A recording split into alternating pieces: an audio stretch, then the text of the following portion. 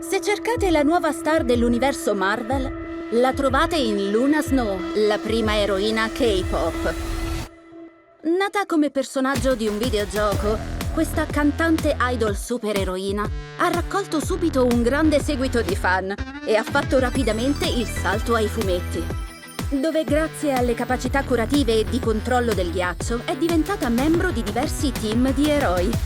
Da allora è comparsa anche nella serie animata il nostro amichevole Spider-Man di quartiere, il che la rende il primo personaggio di un videogame Marvel a comparire nei fumetti e nell'animazione. Da idol K-pop ha girato il mondo, esibendosi con altre eroine musiciste Marvel, come Dazzler e Ghost Spider. Ma a differenza delle sue colleghe, Luna ha pubblicato canzoni anche nel mondo reale. Ma da dove vengono i suoi superpoteri? Come fa ad essere allo stesso tempo una supereroina e una superstar della musica? E cosa ne pensa delle sue canzoni per il Dottor Destino? Questo è Marvel Recap, Luna Snow. Con un ringraziamento al team di ricerca del manuale ufficiale dell'universo Marvel, allo story team dei Marvel Studios, al team di Marvel Games e a quello di Marvel Rivals. Luna Snow debutta nel videogioco per dispositivi mobili Marvel Future Fight e iniziamo a conoscerla meglio in un fumetto collegato, Future Fight First Luna Snow. Sol-hee nasce in Corea del Sud. Dopo la prematura morte dei genitori, viene cresciuta dalla nonna, che la incoraggia a seguire il suo sogno di diventare una cantante.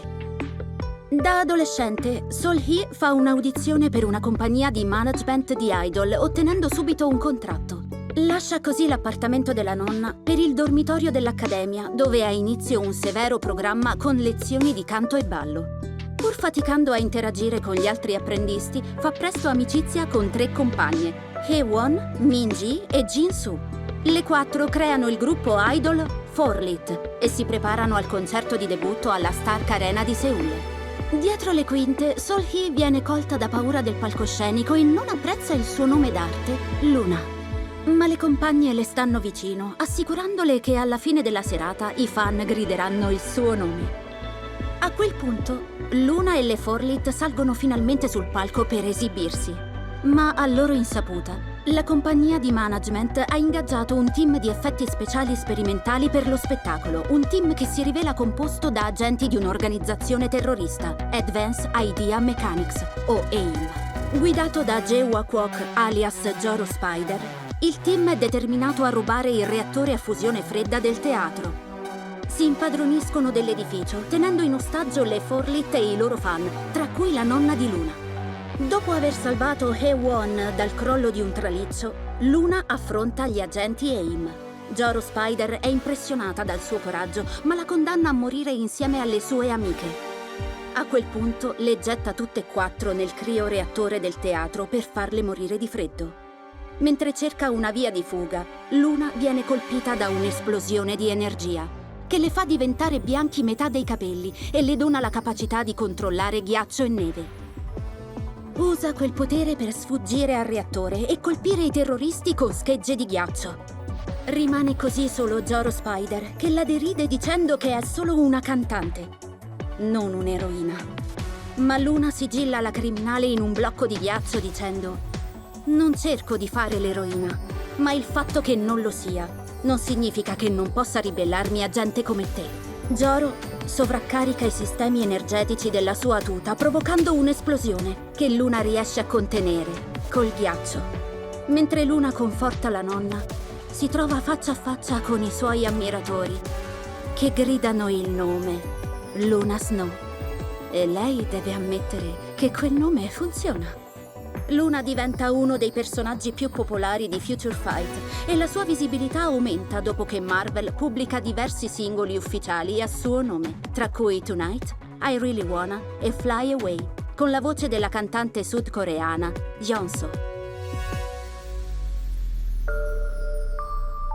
Non molto dopo l'uscita dei singoli, Luna entra ufficialmente nell'universo Marvel sulle pagine di La Guerra dei Regni, i nuovi agenti dell'Atlas del 2019.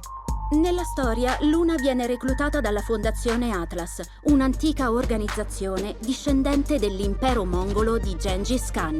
Nata con l'obiettivo di dominare il mondo, La fondazione ha poi iniziato a cercare modi per salvarlo, guidata dall'ex agente dello SHIELD Jimmy Woo e dal drago immortale Mr. Lau. La prima missione di Luna consiste nel proteggere la Terra dalla Guerra dei Regni, un'invasione proveniente dai 10 reami di Asgard, guidata dall'elfo oscuro Malekith. Luna si ritrova a lavorare insieme a un team di altri giovani eroi, tra cui Kamala Khan, Silk, Shang-Chi, Amadeus Cho e le sue compatriote White Fox e Crescent. Il primo incarico? Impedire a Cinder, regina dei demoni del fuoco, di conquistare la Terra. La nuova collega Silk rivela di essere anche una fan di Luna. Purtroppo Amadeus Cho commette un'imprudenza, congelando inavvertitamente Luna con un'autopompa. Nonostante i tentativi di Silk di liberarla, durante i quali le confessa di aver adorato il suo ultimo tour, il team è costretto a ritirarsi, lasciando Luna nelle mani di Cinder. A quel punto, Amadeus si dà alle fiamme per introdursi tra i demoni di Cinder.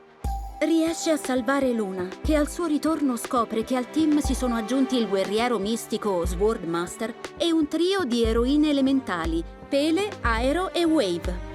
Quando il team scopre che Cinder pianifica di sciogliere le calotte polari, Luna combina il suo potere con quelli di Aero e Wave per creare un vortice artico che pone fine alla minaccia. E grazie al teletrasportatore di Amadeus torna nel vivo della battaglia per sferrare il colpo decisivo. Le forze di Cinder vengono respinte e Luna collabora con gli altri agenti dell'Atlas per ricostruire Shanghai. Luna continua ad alternarsi tra la carriera di idol e quella di agente dell'Atlas e il team si ritrova a combattere contro un drago di fuoco sull'isola asiatica di Madripoor. È allora che compare una serie di misteriosi portali che collegano tra loro varie città, tra cui Seoul, Tokyo, Manila, Mumbai e New York. I portali sono opera del miliardario Mike Nguyen, la cui compagnia, Pan, offre passaporti che permettono di recarsi istantaneamente in quelle che egli chiama le più grandi città asiatiche del mondo, nonché alla futuristica città di Pan, che funge da snodo centrale e quartier generale della compagnia. Tuttavia, Pan viene subito attaccata da uno stormo di draghi, che il team Atlas viene chiamato a respingere. Luna condivide con Amadeus i suoi dubbi su Pan e arrossisce quando ammette che anche lui è piuttosto famoso. Dopo aver aiutato un gruppo di madriporiani a rifugiarsi a Pan, Luna e Amadeus si confessano a vicenda la reciproca attrazione, prima di baciarsi. Ma a quanto pare Silk non trova la cosa attraente. E purtroppo per Luna, la Pan Corporation ha registrato l'attacco e ora usa il bacio per scopi pubblicitari. Furiosa, Luna minaccia ritorsioni legali se il video non verrà eliminato. L'incidente ostacola il team quando Amadeus e Luna cercano di combattere con un serpente marino, solo per essere circondati da gente che chiede loro di baciarsi.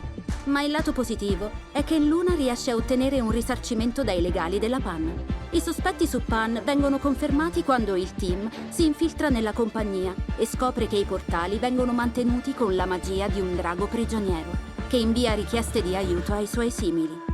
Il team si divide sul liberare o meno il drago, visto che significherebbe distruggere i portali, isolare la città di Pan e lasciare senza una casa tutti i rifugiati. In più si scopre che il drago proviene in realtà da Atlantide e il suo sovrano, il principe Namor, arriva per salvarlo. Il team decide di liberare la creatura, che però si scaglia subito contro Atlantide. Si scopre che l'attacco è stato causato da un dispositivo di controllo della mente, impiantato nel drago dal regno delle sirene. I due reami sottomarini hanno opinioni opposte sul drago. Mentre Atlantide lo vede come un protettore, il regno delle sirene lo considera uno dei suoi peggiori nemici. Quando una guerra sembra ormai inevitabile, il team dell'Atlas riesce a convincerli a tornare in pace. Amadeus riesce anche a impedire che una gigantesca onda distrugga la città di Pan, scatenando i suoi poteri da Hulk e disperdendo l'acqua con un singolo battito di mani. Luna lascia il team degli agenti dell'Atlas per unirsi a un supergruppo condotto dal governo sudcoreano, la Tiger Division, in cui ritrova la ex collega White Fox.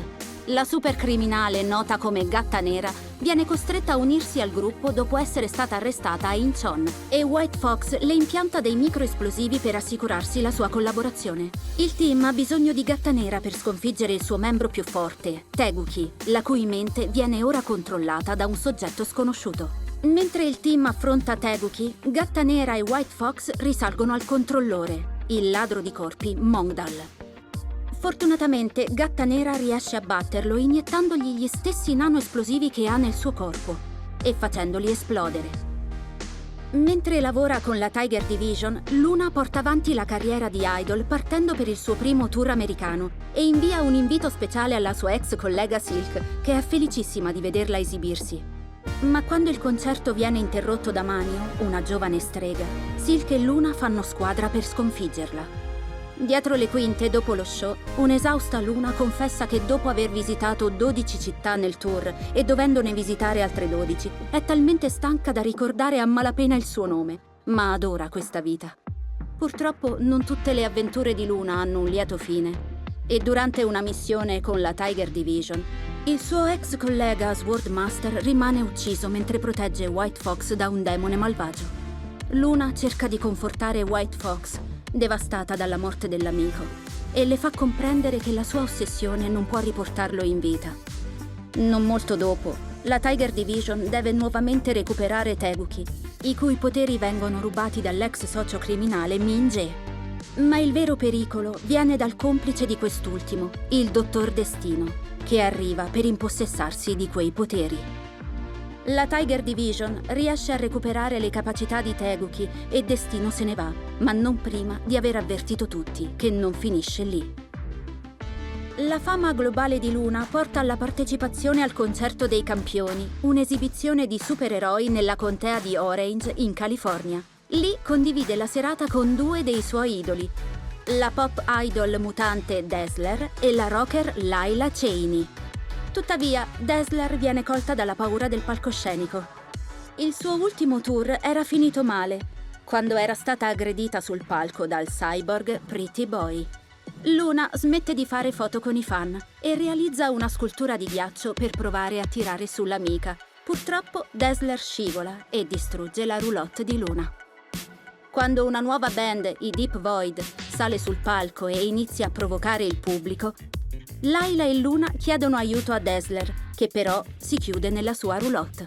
I Deep Void vengono affrontati da Ghost Spider, ovvero la Gwen Stacy di Terra 65, che viene colpita dalle urla soniche del cantante. La band usa la musica per aprire un portale e liberare sulla Terra il mostro interdimensionale Fear Child. Luna arriva sul posto e rivela che la band è composta da criminali: Angar l'Urlatore, il mutante Quattrobraccia, Ruby Thursday dalla testa a rubino e un Doombot. Quando Fear Child emerge dal portale, Luna usa le sue capacità nello scolpire il ghiaccio per amplificare i poteri di Dazzler, che rispedisce il mostro al di là del portale. Luna e Laila confortano Dazzler, che è riuscita a vincere parte delle sue paure. Infine, le tre salgono insieme sul palco per l'esibizione finale della serata, con Gwen Stacy alla batteria. Ricordate quando Destino aveva detto che non era finita lì? Beh, scopriamo tutti cosa intendeva nella serie Un mondo sotto destino, in cui il dottore diventa imperatore del pianeta. Essendo dipendente dal governo, la Tiger Division è costretta a promuovere le politiche del tiranno e Luna deve cantare canzoni di propaganda nei suoi concerti. Lei adora esibirsi, ma è giusto supportare un criminale? Eppure, anche se Destino è chiaramente malvagio, Luna è combattuta sul parlarne male in pubblico dopo l'incontro con una fan salvata dalle politiche sanitarie del dittatore. Il dilemma si approfondisce quando scopre che la Tiger Division, che ha ingaggiato la mutante Karma e le vecchie colleghe della Atlas, Wave e Aero, viene ora rinominata Divisione Destino. L'ultima missione? Dare la caccia al mutante Sole Ardente, che guida la resistenza contro il regime. Mentre Luna si prepara per un concerto, il resto del team affronta il ricercato. È così che scopriamo che Wave e Karma lavorano con Sole Ardente, spaccando il team in due. Aero riesce a far ragionare le due fazioni, ma White Fox abbatte Sole Ardente con un bacio. Si rivolge poi ai suoi colleghi arrestandoli e dicendo che se non riescono a eseguire gli ordini non sono di alcuna utilità per Destino. Mentre Luna continua a promuovere il suo album pro-regime, Gunnar 2 e Onti riescono a liberare il resto del team, ma vengono affrontati nuovamente da White Fox. È allora che Luna arriva per fermarla, ma rimane a sua volta sorpresa dallo scoprire che anche White Fox collabora con Sole Ardente. L'arresto del team è solo una finta per ingannare Destino. La divisione Destino unisce quindi le forze con i ribelli per combattere il regime. Sole Ardente dice a Luna che non è l'unica ad aver fatto cose di cui pentirsi e che non è mai troppo tardi per cambiare idea. Così, Luna decide di cancellare i concerti e pubblica una nuova canzone direttamente ai suoi milioni di fan. Ha un messaggio semplice: sfidate il Dottor Destino. Con questo arriviamo all'ultima serie di Luna, Luna Snow World Tour. La star cerca di riconquistare i fan che ha perso lavorando per il regime, lanciando un nuovo tour mondiale. Nel 2024 Luna Snow torna nei videogiochi come una delle figure di lancio per Marvel Rivals. Snowball Fight! Uno sparatutto PvP di Netis. Nel gioco Luna è un personaggio stratega e può sparare schegge di ghiaccio con l'attacco ghiaccio chiaroscuro. Pow! You're frozen! Ma la sua vera forza è nelle capacità curative, come arti del ghiaccio, che le permette di danneggiare nemici e allo stesso tempo guarire se stessa e i suoi alleati. Ice Up! L'abilità Destino di Due Mondi le permette di alternare due attività diverse, un'area curativa per gli alleati e una di aumento dei danni inflitti. L'abilità Zero Assoluto le permette di lavorare insieme all'esperto di arti marziali Iron Fist o alla mutante Emma Frost per guarire gli alleati vicini o creare una barriera di ghiaccio contro i nemici. Cosmic Collab! E come tutte le grandi performer fa diversi cambi d'abito, tra cui Stella Splendente ed Estate Fresca. What a remix! Scopriamo di più su questa versione di Luna nella serie Marvel Rivals Infinity, in cui fa parte di un team di eroi perduti nel tempo che viaggia nel multiverso. Le loro avventure includono una visita alla mistica città di Kumlun, dove Luna viene ingaggiata per esibirsi nel bar Chi-Hive. Purtroppo non riesce a trovare il locale, ma si imbatte in due compagni di squadra, Bucky e Namor, che fanno a botte in un altro bar. I due si fermano solo quando Luna canta una canzone su Captain America. La ricerca del Chi-Hive la porta a sfidare Wolverine in una gara di bevute, che vince, anche se solo dopo aver ghiacciato il bicchiere dell'avversario. Viene costretta a collaborare con una versione demoniaca di Devil, dopo essere stata attaccata da un calamaro gigante che sconfigge facendogli il solletico. Si ritrova poi faccia a faccia con Dottor Destino, ma quando gli stacca la testa si accorge che è solo un Doombot. L'androide però si offre di aiutarla a trovare il Chi-Hive a condizione di farle da corista. Luna accetta solo per scoprire che il locale è stato bruciato. Decisa a esibirsi, torna al bar in cui aveva incontrato Bucky e Namor, dove mette su un concerto insieme ai compagni di Marvel Rivals e la testa del Doombot. In Marvel Rivals ci sono nuovi progetti per Luna con un nuovo outfit disco pop, uscito a gennaio insieme a una nuova canzone, Flight Mode.